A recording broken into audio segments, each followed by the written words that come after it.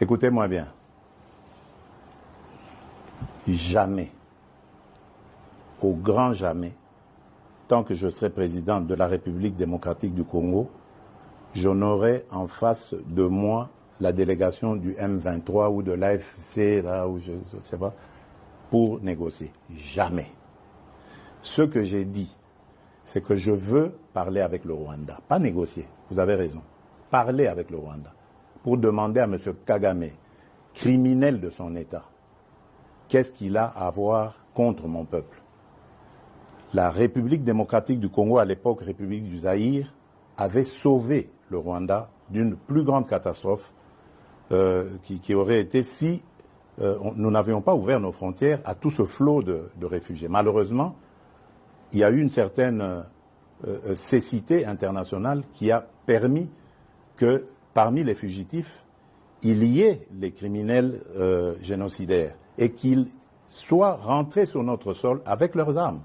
On ne les a pas désarmés. Aujourd'hui, l'enfer est parti du Rwanda et est arrivé chez nous. Et on nous abandonne à notre propre sort. Évidemment, le régime criminel de Kigali en profite parce qu'il découvre que c'est une région très riche en minerais et en produits de tout genre, agricoles et autres. Et il veut en faire maintenant son espace. Et ça, nous ne disons jamais, il n'y a rien à négocier. C'est chez nous. Ce qu'ils n'ont à faire, c'est une seule chose, de plier bagage. Et si je veux parler avec le Rwanda, c'est pour ça, pour dire, bon, c'est quoi votre problème, pour nous laisser tranquilles. Pas pour vous donner quelque chose, mais pour nous laisser tranquilles. Si vous pensez qu'il y a encore quelque chose chez nous, on va la régler et on vous règle ça et puis c'est terminé. Ils ont donc parlé des FDLR. Nous sommes aujourd'hui à Luanda pour parler de ces histoires-là. Cesser le feu et comment régler le problème de FDLR. C'est tout.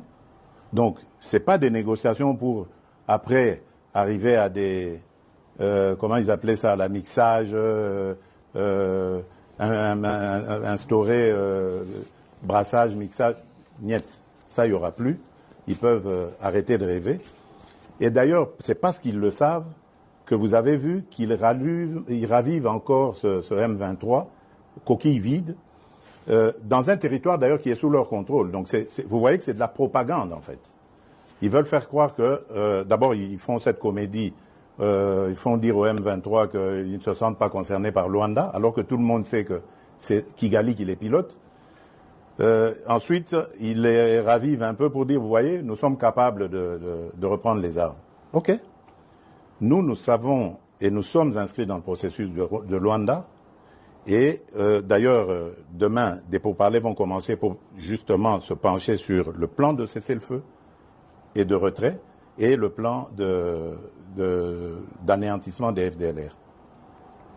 Et nous disons, si à côté de ça, le grabuge continue, nous continuerons à tenir pour responsable Kigali.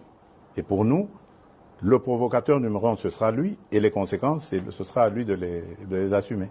C'est ça le problème. Et si ça continue, beaucoup pensent que cette guerre n'est pas qu'une guerre des richesses, mais surtout une guerre de conquête du territoire. On a beaucoup parlé de balkanisation. C'est une guerre de richesse. C'est une guerre de conquête des territoires, justement, des territoires riches. Vous pensez que s'il n'y avait pas tous ces minerais rares et tant prisés dans le monde, dans ce sous-sol de chez nous là-bas, dans le Massissi, Rutshuru et tout ça, ils seraient venus. Ils nous laisseraient tranquilles. C'est des sols riches et des sous-sols riches. C'est ça qui attire. Et maintenant, pour que ce soit définitivement mis en coupe réglée, sous coupe réglée, eh ben, ils veulent le couper de la RDC. La balkanisation est donc encore possible dans leur tête, pas chez nous. Jamais, elle n'est pas possible. Mais parler avec le Rwanda, c'est lui donner un minimum de bonne foi. Est-ce que vous pensez qu'il de bonne foi, j'y crois pas. Je n'y crois pas. J'ai testé leur bonne foi, je n'y crois plus du tout. Maintenant, c'est la pression. Je remercie les États-Unis d'Amérique parce que c'est eux qui nous apportent beaucoup de choses. D'ailleurs, vous avez vu, au départ, il y a eu une trêve. Maintenant, il y a un cessez-le-feu. Je vous dis, ce n'est pas le Congo qui l'a demandé. Malgré la chute de Kanyabayonga, de Rwindi avant, ce n'est pas la RDC qui l'a demandé. C'est le Rwanda. Mais il savait qu'il ne pouvait pas nous le demander direct et le faire accepter. Il est passé par les Américains que nous écoutons.